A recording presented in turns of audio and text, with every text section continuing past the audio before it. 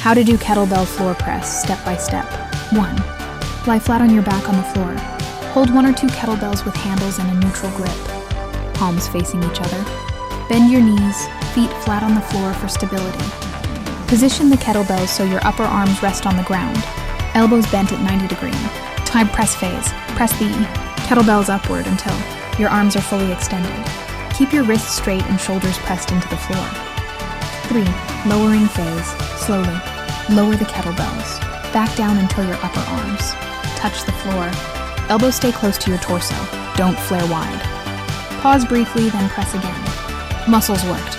Chest, pectorals, pressing power. Triceps, extension at the elbows. Anterior deltoids, front shoulders, assisting press. Core, stabilizing during lift. Tips for success. Keep movement slow and controlled. Don't let the kettlebells crash to the floor.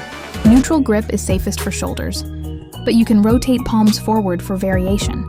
Keep elbows at about a 45-degree angle from your torso, not flared wide. Exhale on the press. Inhale on the way down. Thanks for watching. Check my next video.